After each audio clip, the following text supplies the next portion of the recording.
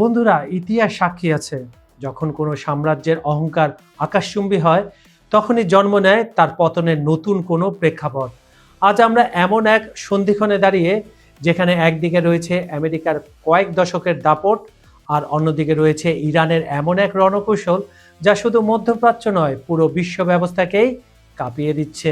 আপনারা কি জানেন কেন গলফ রাষ্ট্রগুলো কয়েক ট্রিলিয়ন ডলারের কাচের প্রাসাদ আজ স্রেফ তাসের ঘরের মতো ভেঙে পড়ার আতঙ্কে দিন কাটাচ্ছে? কেন ইসরায়েলের পাতা মরণ ফাঁদে পা দিতে গিয়েও বারবার থমকে দাঁড়াচ্ছে হোয়াইট হাউস? আর সবচেয়ে বড় প্রশ্ন, আমেরিকার 37 ট্রিলিয়ন ডলারের ঋণের বোঝা কি তবে ডলার সাম্রাজ্যের কফিনে শেষ পেরেক হতে চলেছে? আসসালামু আলাইকুম বন্ধুরা, খবর সংযোগের টপ নিউজের আজকের এই ভিডিওতে আমরা কোনো সাধারণ খবর নয়, বরং পর্দার পেছনে সেই রগরগে সত্যগুলো ফাঁস করার চেষ্টা করব, যা রাশিয়ার মস্কো থেকে বেজিং পর্যন্ত ক্ষমতার সমীকরণ বদলে দিচ্ছে। ইরানের ড্রোন আর মিসাইলকে আসলে গল্ফ ভিশন 2030কে ধুলোয় মিশিয়ে দেবে? জানতে হলে ভিডিওটি শেষ পর্যন্ত দেখুন। চলুন প্রবেশ করি মধ্যপ্রাচ্যের সেই আগ্নেয়গিরির ভেতরে।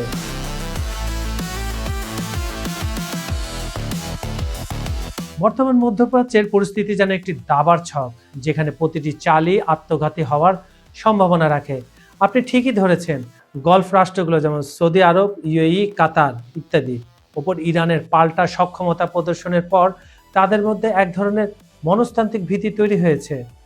গলফ রাষ্ট্রগুলোর বিলাসিতা বনাম অস্তিত্বের লড়াই কিভাবে? গলফ রাষ্ট্রগুলো গত কয়েক দশকে তাদের মরুভূমিকে যে কাচের প্রাসাদে রূপান্তরিত করেছে তা মূলত টিকে আছে স্থিতিশীলতার উপর। ইরানের ড্রোন এবং মিসাইল প্রযুক্তি যে কতটা নিখুঁতভাবে তেলের খনি বা লজিস্টিক হাবগুলোকে আঘাত করতে পারে তার ট্রেলার তারা আগেই দেখেছে। বন্ধুরা, এই প্যারাটা খুব ভালো করে শুনুন, এই লাইনের মধ্যেই আছে সবকিছু লুকানো। এই অবস্থায় ঈদের পর আমেরিকার সাথে মিলে ইরানের বিরুদ্ধে সরাসরি যুদ্ধে জড়ানো তাদের জন্য হবে হারিকিরি বা অন্তিম যাত্রার সামিল। তাদের কয়েক ট্রিলিয়ন ডলারের অর্থনীতি এবং ভিশন 2030 এর মতো উচ্চভিলাষী প্রজেক্টগুলো এক সপ্তাহের যুদ্ধে ধূলিসাৎ হয়ে যেতে পারে। অলরেডি এর গোড়ারগুলোতে আক্রমণ করা শুরু করছে ইরান। শুধু ড্রোন না, শুধু ক্ষেপণাস্ত্র না, শুধু ক্লাস্টার না, হরমুজ না, আরও অনেক পদ্ধতি আছে, সেগুলো হলো প্রক্সি বন্ধুরা ইরানের।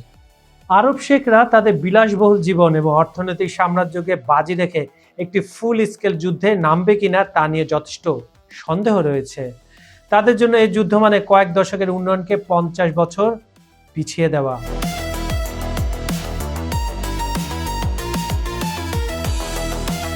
ইসরায়েলের নীতি এখন স্পষ্ট, আগুনে ঘি ঢালা।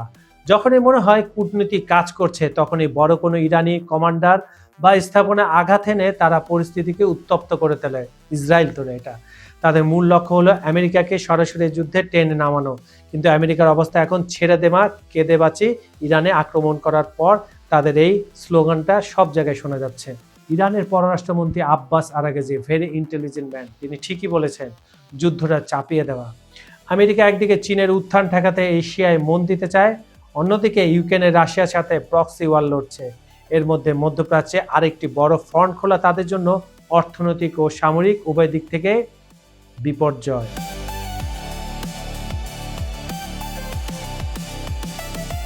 আপনি যে ঋণের কথা বললেন, সেটাই আমেরিকার আসল দুর্বল জায়গা। বর্তমানে আমেরিকার মোট ঋণ প্রায় 35 to 36 ট্রিলিয়ন, যদিও তা দ্রুত বাড়ছে।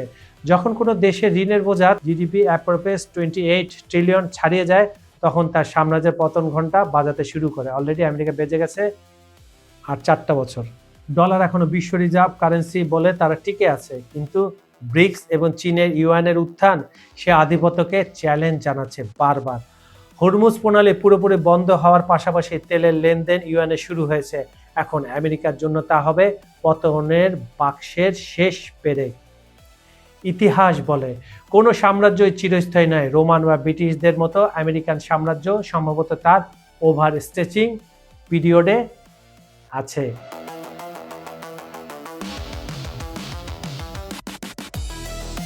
পুরো বিশৃঙ্খলার আসল বিজয় কিন্তু রাশিয়া এবং চীন। রাশিয়া ইউরোপকে জ্বালানি সংকটে ফেলে দিয়ে যে মুচকি হাসি ভ্লাদিমির পুতিন হাসছেন, তা বিশ্ব রাজনীতির এক নিষ্ঠুর পরিহাস। কেন? রাশিয়াকে যখন চারপাশ থেকে ন্যাটো দিয়ে ঘিরে ফেলেছিল, তখন অস্তিত্বের প্রশ্ন ছিল, তখন তোমরা হাসছিলে না, তার দ্বিগুণ হাসছে এখন ভ্লাদিমির পুতিন এবং ইরানকে একচেটিয়া হেল্প দিয়ে যাচ্ছে। অন্যদিকে চীন কোনো গুলি না চালিয়ে গলফ অঞ্চলে নিজের প্রভাব বাড়াচ্ছে। ইরান সৌদি সমঝোতা করিয়ে চীন প্রমাণ করেছিল তারা এখন শুধু সস্তায় পণ্যের কারখানা নয়, বরং বিশ্ব শান্তির নতুন নিয়ন্ত্রক। আমেরিকা যখন যুদ্ধে ব্যস্ত হয়ে পড়ে, চীন তখন চুপচাপ তাইওয়ান বা দক্ষিণ চীন সাগরে নিজের নিয়ন্ত্রণ পোক্ত করতে থাকে। বৈশ্বিক ঝাঁকুনির অপেক্ষায় বিশ্ব। সামনের দিনগুলোতে বিশ্ব অর্থনীতি একটি বড় ধরনের রদবদলের মধ্যে দিয়ে যাবে। মুদ্রাস্ফীতি, জ্বালানি সংকট এবং সাপ্লাই চেইন ভেঙে পড়া সব মিলে এক অস্থির সময় অপেক্ষা করছে। গলফ রাষ্ট্রগুলো যদি শেষ পর্যন্ত আমেরিকার প্ররোচনায় যুদ্ধে পা দেয়, তবে তা কেবল মধ্যপ্রাচ্যের মানচিত্র নয়, বরং বৈশ্বিক অর্থনীতির মেরুদণ্ড বদলে দেবে। বন্ধুরা, সবশেষে একটা কঠিন সত্য আমাদের মেনে নিতেই হবে। ইতিহাস বলে অস্ত্র থাকলে যুদ্ধে জেতা যায় না, যুদ্ধ জিততে লাগে কৌশল আর ধৈর্যের এবং সঙ্গে মগজ। ইরান আজ সেই ধৈর্য আর প্রযুক্তির এক অদ্ভুত সংমিশ্রণ ঘটিয়েছে। আমেরিকার কয়েক দশকের নিষেধাজ্ঞা ইরানকে দুর্বল করেনি, বরং তাদের শিখিয়েছে কিভাবে শূন্য হাতে সাম্রাজ্যবাদের চোখে চোখ রেখে কথা বলতে হয়। ভেবে দেখুন যে হরমুজ প্রণালী দিয়ে বিশ্বের 1/5 জ্বালানি তেল প্রভাবিত হয়, তার চাবিকাঠি এখন ইরানের হাতে। যদি একবার সেই পথ বন্ধ হয়, তবে নিউ ইয়র্কের স্টক মার্কেট থেকে শুরু করে দুবাইয়ের বিলাসবহুল শপিং মল সবকিছু তাসের ঘরের মতো ধসে পড়বে। ট্রাম্প প্রশাসন কি সত্যি প্রস্তুত $37 ট্রিলিয়ন ঋণের বোঝা নিয়ে আরও একটি অন্তহীন যুদ্ধে জড়িয়ে তারা গেছে? কতদিন লিঙ্গারিং করে, এটাই হলো প্রশ্ন। কারণ ইরান চাচ্ছে, যেটা করে, পুণ্যে যারা তার সাথে যুদ্ধে জড়ায় তাদের ব্যয় এমন পর্যায়ে চলে যায় যে পরাজয় বরণ করে তারা পালায়। অ্যাসিমেট্রি ওয়ার এটাকে বলে। নাকি তারা বুঝতে পারছে এবারের লড়াইটা আফগানিস্তান বা ইরাকের মতো হবে না, এবারের লড়াইটা হবে সরাসরি অস্তিত্বের। ডলারের আধিপত্য আজ আইসিইউতে ঘুমিয়ে আছে, আর পেন্টাগনের রণকৌশল আজ মধ্যপ্রাচ্যে মরুভূমিতে বালির বাঁধের মতো আটকে পড়েছে। একদিকে রাশিয়ার সামরিক অভিজ্ঞতা, অন্যদিকে চীনের অর্থনৈতিক কূটনীতি, সব মিলে ইরান আজ একা নয়। তাদের চারপাশে, বিশেষ করে দুই পাশে, ভ্লাদিমির পুতিন, শি জিনপিং এবং পেছনে রয়েছে, ঠিকই ধরেছেন, উত্তর কোরিয়া। এই নতুন বিশ্ব ব্যবস্থায় আমেরিকা হয়তো বুঝতে পারছে সূর্য যখন অস্ত যায় তখন ছায়া দীর্ঘ হয় ঠিকই, কিন্তু রাত আসা কেউ ঠেকাতে পারে না।